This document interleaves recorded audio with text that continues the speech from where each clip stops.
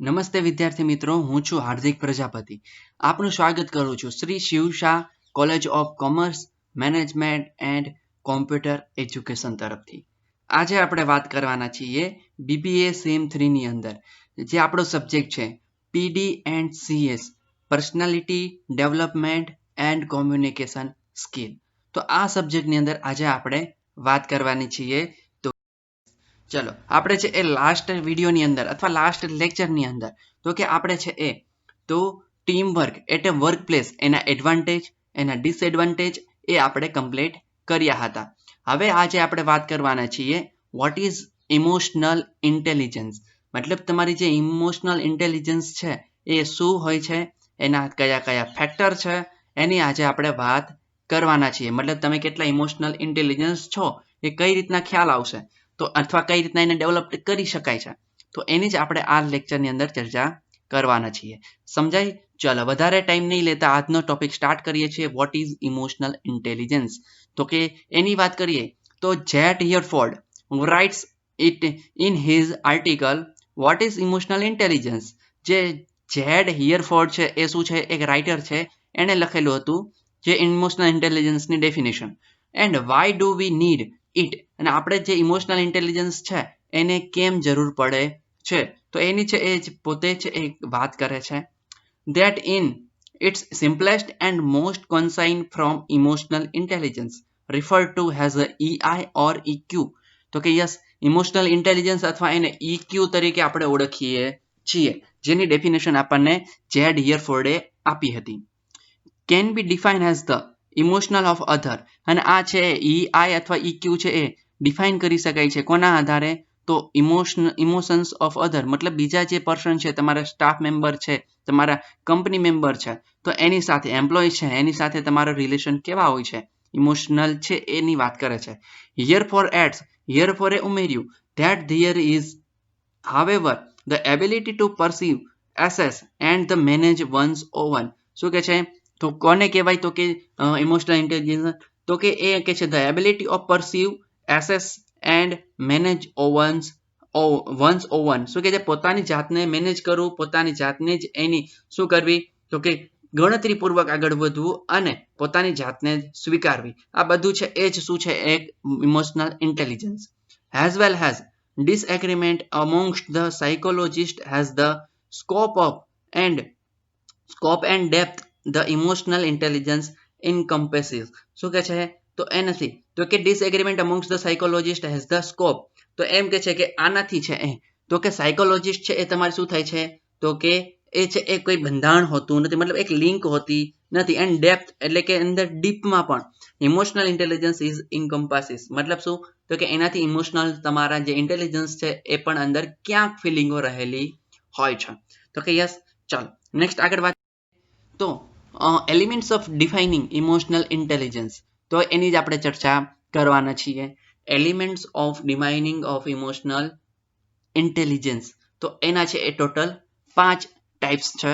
First is self awareness, second is the self regulation, third is the motivation, fourth is the empathy and 5 is the social skill. તો આ 5 જે steps છે એનો આપણે અભ્યાસ કરીશું. નેક્સ્ટ આગળ વાત કરીએ તો ડીપની અંદર સમજીએ 5 ટોપિક છે એને.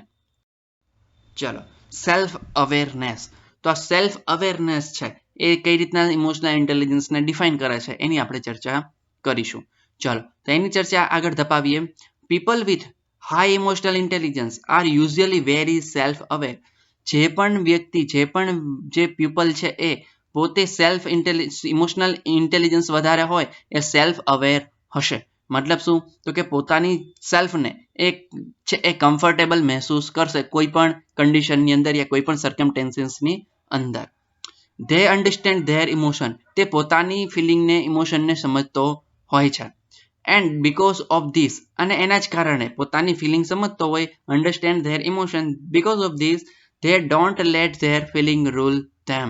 તે પોતાની ફિલિંગને ક્યારેય હર્ટ થવા દેતો નથી. હવે આપણને અહીંયા સમજીએ કે તમને કોઈ ખ્યાલ હોય કે તમે આવું આ વર્ક કરો છો, તમારાથી એનાથી ડેમેજ થવાનું છે અથવા તમારે છે એ હર્ટ થવાનું છે, તો તમે એવું ક્યારેય પગલું ભરશો નહીં. તો એ જ વસ્તુ અહીંયા છે, તમે ઇમોશનલ હશો, મતલબ ઇમોશનલ ઇન્ટેલિજન્સ તમારામાં હશે, સેલ્ફ અવેરનેસ હશે, તો તમે શું કરશો તો એ છે એ સ્ટેપ તમે ભરશો જ નહીં, એના કારણે છે એ તમારું શું થશે તો કે તમને કોઈ હર્ટ થશે નહીં.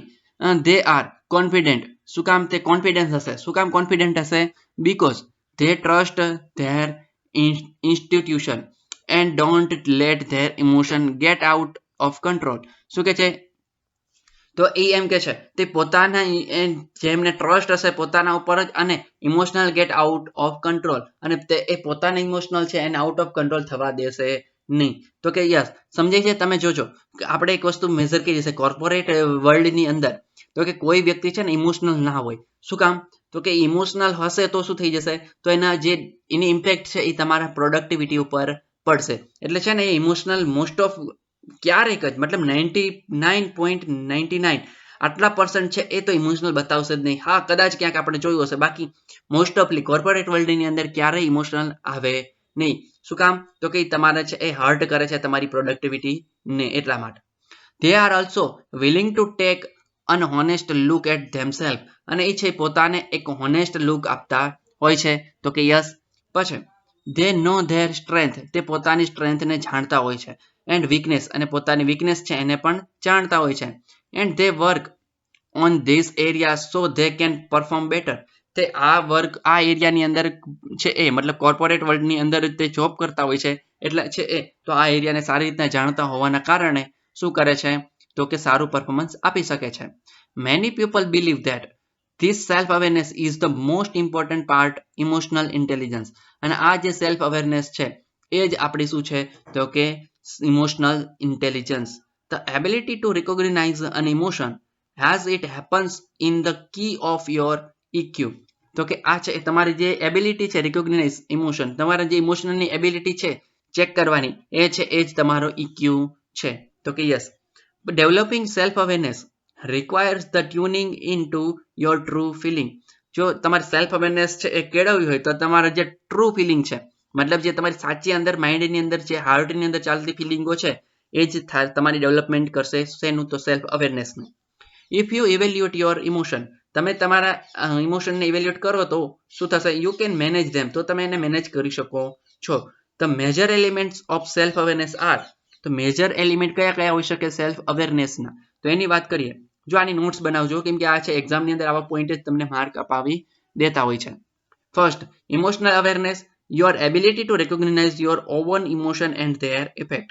ઇમોશનલ અવેરનેસ મતલબ તમારા ઇમોશનલ અવેરને રહેવાનું છે, મતલબ ગમે ત્યાં ખુશ નથી થઈ જવાનું, વધારે દુઃખી નથી થઈ જવાનું, એક સ્ટેબલ રહેવાનું છે. પછી સેલ્ફ કોન્ફિડન્ટ, તો સેલ્ફ કોન્ફિડન્સની વાત કરીએ તો surface sureness about your self worth and capabilities. તો તમારી કેપેબિલિટી છે એની સામે શું છે એક તમારા ચહેરા ઉપર જ એનું સેલ્ફ કોન્ફિડન્સ દેખાશે. આ છે એ જ બતાવે છે તમને શું સેલ્ફ અવેરનેસ. કમ્પ્લીટ. ચાલો નેક્સ્ટ પોઈન્ટ છે સેકન્ડ પોઈન્ટ આપણે વાત કરીએ સેલ્ફ રેગ્યુલેશન. તો હવે આની વાત કરીએ. This is the ability to control emotional and impulses. મતલબ તમારા માઇન્ડની અંદર આવતા જે ઇમ્પલ્સ છે, મતલબ શું આપણે જે ભાઈ આપણે આફ્ટર ઓલ આપણે હ્યુમન બીઈંગ છે, તો કે આપણે ક્યારેય સ્ટેબલ હોઈએ નહીં. આપણે અંદર ઇન્ફ્લુએન્સ આવતા હોય છે અથવા ઇમ્પલ્સ આવતા હોય છે, મતલબ નેગેટિવિટી હોય થોડી વાર પોઝિટિવિટી આવી જશે. તો આવું લાઈફની અંદર આપણે ચાલતું હોય છે. તો કે યસ, તો એને જ કંટ્રોલ કરવાના છે. People who self-regulate typically don't allow themselves to become too angry or jealous. જો આપણે વાત કરી ને મેં હમણાં તે શું લખ્યું છે જુઓ, તો કહેવા માંગે છે કે regular typical don't allow themself, એ ક્યારેય પોતાની જાતને એલાઉ કરતો નથી. શું? તો બીકમ ટુ એંગ્રી ઓર જેલસ, તો એ પોતાને ક્યારેય બહુ જ ગુસ્સો કે જલન ફીલ કરાવતો નથી. And they don't make impulsive, અને એ ક્યારેય ઇમ્પલ્સિવ હોતો નથી. મતલબ ઘડી થોડી વાર છે એ ખુશ થઈ જાય, થોડી વાર દુઃખી થઈ જશે, એવું કંઈ હોતું નથી. મતલબ એ સ્ટેબલ રહે છે. કેરલેસ ડિસિઝન, એ કેરલેસ ડિસિઝન લેતો નથી. They think before they act, એ જ્યારે કાર્ય કરતો હોય છે એ પહેલા એને વિચારે છે કે આવું કાર્ય કરું છું તો આનાથી શું થશે. Characteristic of a self regulation are thoughtfulness. શું કે છે જે કેરેક્ટરિસ્ટિક છે સેલ્ફ રેગ્યુલેશનની એ થોરોટફુલનેસ છે. તો કે મતલબ એનાથી ખૂબ જ ઊંડાણથી અભ્યાસ કરેલો હોવો જોઈએ. કમ્ફર્ટ વિથ ધ ચેન્જ, અને છે એ ચેન્જ કમ્ફર્ટ થતું જાય છે, મતલબ શું તો કે તમે એની સાથે એક આવડત તમારી બંધાતી જાય છે, મતલબ તમે એની સાથે જ્યારે પણ બદલાવ આવે ત્યારે તમે એડજસ્ટ થઈ શકો છો. ઇન્ટેગ્રિટી, તો integrity and the ability to say no, અને તમારી અંદર તો કે એક આવડત હશે ના પાડવાની, મતલબ કોઈ પણ કાર્ય આવે છે તો કે યસ યસ હું કરી દઉં છું, એવું નહીં, તમારે ના પાડવાની પણ આવડત હોવી, એબિલિટી હોવી જોઈએ. You often have a little control over when you experience emotion, જ્યારે તમારા ઇમોશનલ ઉપર એક્સપિરિયન્સ થશે ત્યારે તમે એની પર થોડો ઘણો કંટ્રોલ મેળવી શકો છો. You can however have some say in how long an emotion will last by using a number of techniques to alleviate negative emotions such as anger.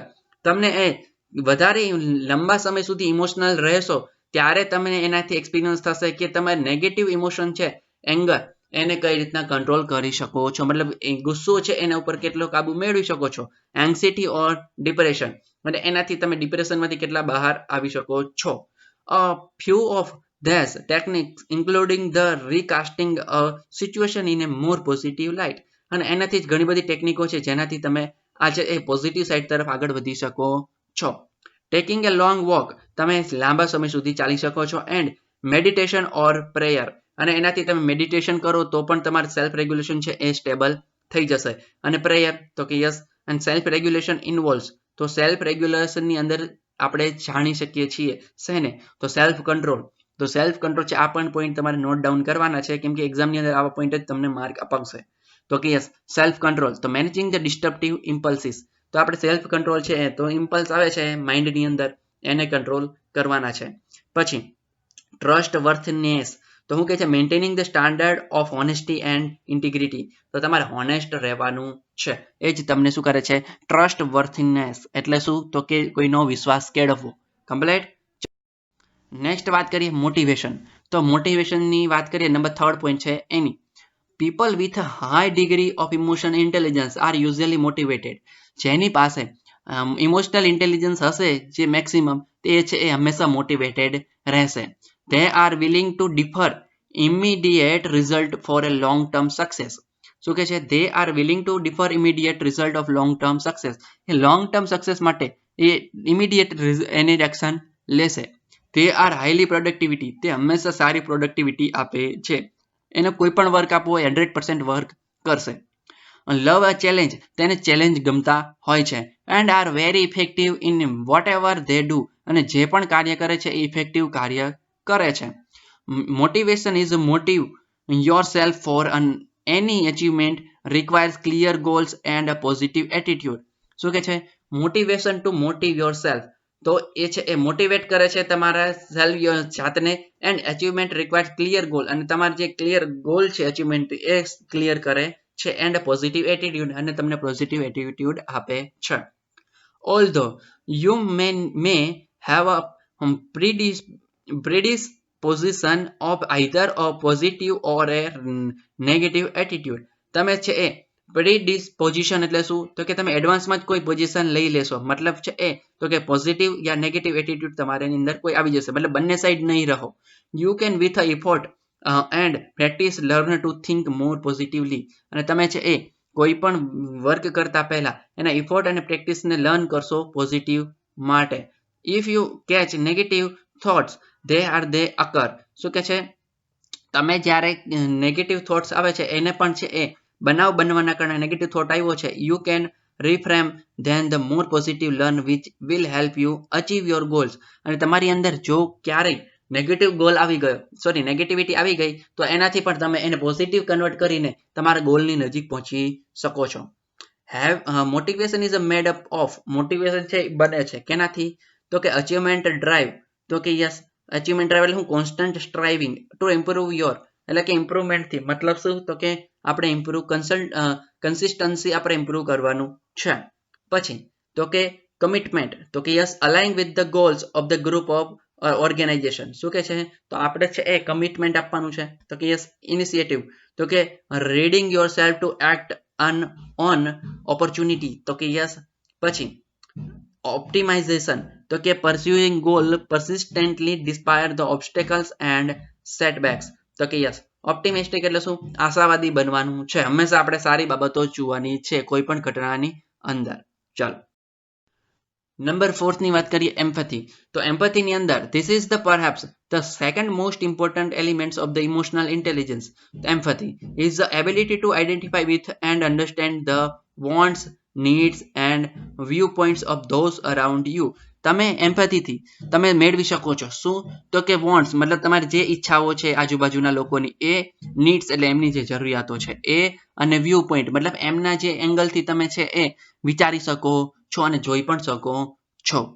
People with empathy are a good or recognize the feeling of others. અને છે એ people છે એ જો એમ્પથી વાળો વ્યક્તિ હશે તો આજુબાજુના લોકોની સાથે જે લાગણીશીલ હશે એ આજુબાજુના લોકો સાથે મળી જશે અને એની ફિલિંગ જાણી શકશે. Even when those feeling may not be obvious. As a result, empathetic people are usually excellent of managing relationship. જે એમ્પેથેટિકલ પીપલ હોય, લાગણીશીલ પીપલ હશે, એ શું કરશે? તો આજુબાજુના જે સ્ટાફ મેમ્બર છે, મેનેજર છે, એ મેનેજ કરશે. શું કરશે? તો એમ્પ્લોય છે એની સાથે સારું એવું રિલેશનશિપ. લિસનિંગ, તે સાંભળશે બધાને. એન્ડ રિલેટિંગ ટુ અધર્સ, અને બધાને જે એની સાથે જોડાયેલ છે એ બધાને સારી રીતના મેનેજ કરી શકશે. They avoid the stereotyping and judging too quickly. તે સ્ટીરિયોટાઇપિંગ એટલે શું? એક રટ્ટામાર જે આવે છે ને એ નહીં હોય. અને જજિંગ ટુ ક્વિકલી, અને જે એ ઝડપથી છે એ જજ કરશે.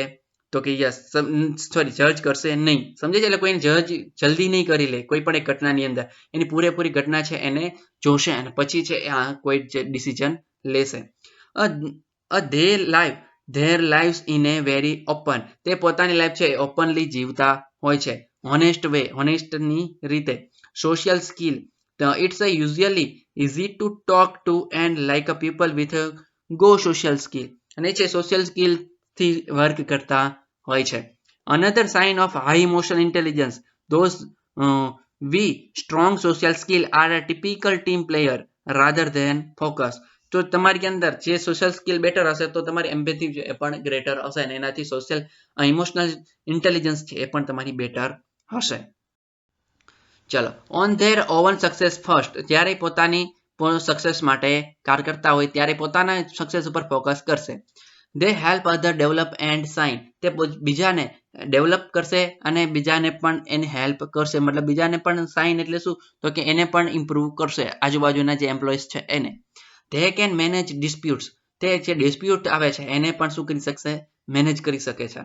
R excellent communicators. તે એક્સિલેન્ટ કોમ્યુનિકેટર હોય છે, મતલબ બધાની સાથે હળી મળીને કોન્ટેક્ટ કરી શકે છે.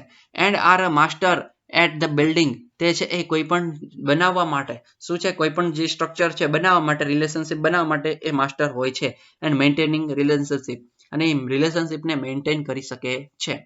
The ability to recognize how people feel is important for success in your life. અને એ જ તમને શું કરે છે? તમારે એક એબિલિટી આવે છે કે તમે છે એ તમારી લાઈફની અંદર કયા પીપલ છે તમને સક્સેસ તરફ લઈ જાય છે. એન્ડ કેરિયર, તમારા કેરિયરની અંદર કઈ રીતના ઇમ્પ્રુવમેન્ટ આવી શકે છે, કયા પીપલ છે એ પણ તમે સમજી શકો છો. Signals, the better you can control the signals you send them. અને એનાથી જે તમને માહિતી મળે છે એ માહિતી છે એ તમે મેળવી શકો છો અને તે તમને કહેવા માંગે છે સમજી શકો છો. અને empathetic person excels at service orientation. તે છે સર્વિસ ઓરિએન્ટેશન હશે, મતલબ શું? કાર્યને લગતા. તો કે યસ. પછી એપાઉ ડેવલપિંગ અધર્સ. એ છે એ શું કે છે? તો sensing what others need to progress. તો કે બીજાને કઈ રીતના આગળ વધારી શકાય એ જોતા હશે. Leveraging diversity. તો cultivating opportunities through the diverse people. તો કે એમ કે છે અલગ અલગ પીપલ છે એનાથી. તો કે કલ્ટિવેટિંગ મતલબ શું? કમ્બાઇન એક છે એ. તો કે ઓપોર્ચ્યુનિટી ઊભી કરવી. પછી પોલિટિકલ અવેરનેસ. તો reading a group of emotional currents end power relationship. એટલે શું? તો કે પોલિટિકલ અવેરનેસ. તો કે યસ. પછી અન્ડરસ્ટેન્ડિંગ અધર્સ. તો બીજાને સમજવાની સારી એવી ક્ષમતા હોય છે. ચલો, સોશિયલ સ્કિલ લાસ્ટ ટોપિક છે એની વાત કરીએ. The development of good interpersonal skill is tantamount to success in your life. તો છે એ તો કે સોશિયલ સ્કિલ છે એ તમારી કેરિયર અને લાઈફની અંદર હોય છે તો જ તમે આગળ વધી શકો છો. In today's always connected world. આ છે આખું વર્લ્ડ છે કનેક્ટેડ છે. Even one has the immediate accesses to technical knowledge. Technical નોલેજથી જ કનેક્ટેડ છે આખું world. Thus people skill are even more important now. તો તેથી હવે આપણી જે પીપલ સ્કિલ છે એ ઇમ્પોર્ટન્ટ બની ગઈ છે. Because you must passes a high EQ. તો કે તમારે છે એ સોરી પોઝિસ છે તમારે છે એ હવે વધારે EQ મતલબ શું ઇમોશનલ ઇન્ટેલિજન્સ માંથી પસાર થવાનું છે તો કે યસ અને એવી હોવી જરૂરી છે ટુ બેટર અન્ડરસ્ટેન્ડ તમારે બેટર અન્ડરસ્ટેન્ડ માટે empathize and negotiate with other is a global economy તો આ ગ્લોબલ ઇકોનોમી સાથે તમારે એમ્પેથાઇઝ અને નેગોશિએટ કરવાનું છે among the most useful skill are એમાંથી મોસ્ટ ઓફ સ્કિલ છે એ influence building effective persuasive and tactics, communication, sending clear message, leadership, inspiring and the guiding group and people, change the catalyst, initializing of managing change, conflict management, understanding and negotiating and the resolving the disagreement, building bonds, nurturing instrumental relationship, collaboration and the cooperation and working with the other towards shared goals and team capabilities આ બધા જ point યાદ ન રહે તો એમાંથી 4-5 point તમારે યાદ રાખવાના છે જે તમારી સોશિયલ સ્કિલને ડેવલપ કરી શકે છે અને એનાથી છે તમારી સોશિયલ સ્કિલ જો ડેવલપ હશે તો જ તમારી જે ઇમોશનલ ઇન્ટેલિજન્સ છે એ ઇન્ક્રીઝ થશે આ 5 પોઈન્ટ છે આપણે મોસ્ટ યાદ રાખવાના છે એક્ઝામની અંદર આ 5 પોઈન્ટ તમને આવડતા હશે તો તમે સારું એવું લખી શકો છો અને સારા એવા માર્ક કવર કરી શકશો સમજાય ચલો આ 5 પોઈન્ટ છે એને યાદ રાખવાના છે ઇમોશનલ ઇન્ટેલિજન્સનો ટોપિક અહીંયા કમ્પ્લીટ થાય છે તો કે યસ નેક્સ્ટ મળીશું નવા વિડીયોની સાથે નવા લેક્ચરની અંદર થેન્ક યુ વેરી મચ